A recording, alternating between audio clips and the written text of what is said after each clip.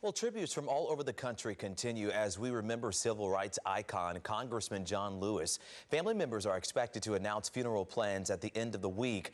Meanwhile, a very special friend of Lewis is honoring her hero, who she met on the front lines of the civil rights movement as a child, not knowing she was watching history unfold. I have the story tonight you'll only see here on 13.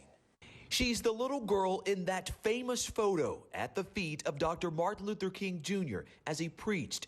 At just 7 years old, Sheyann Webb-Christburg became known as the youngest freedom fighter, marching from Selma to Montgomery, Alabama, and across the Edmund Pettus Bridge back in March of 1965, known as Bloody Sunday.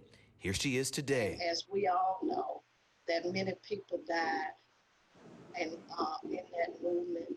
And fighting for that movement, and many were brutally hurt. But it wasn't just Dr. King who moved the little Sheyann.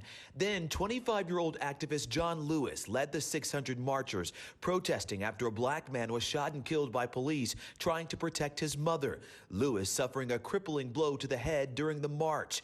Sheyann became special friends with Lewis, a friendship she says never wavered as she grew older, the two meeting back on the bridge every year. I have never met a man with the power of humility and authenticity that he had that was so consistent. Consistent in his relationships and his fight for racial equality. He was a very special man.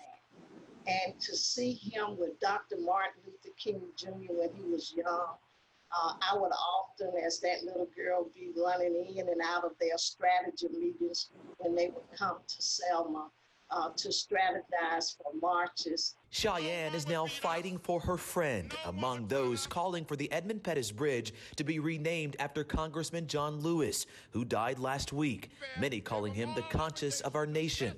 Sheyann says this time of racial divide and unrest sparking protests across the country is a big reminder of why Lewis fought and why people should keep fighting peacefully. He has just been the man who constantly put his life on the line to fight for what was right. Not for himself, but for the betterment of this world, for us to have a better place to live in.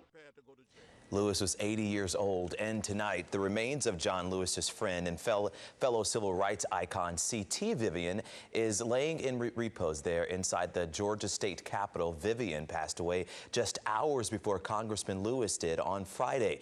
Vivian's funeral will be held tomorrow.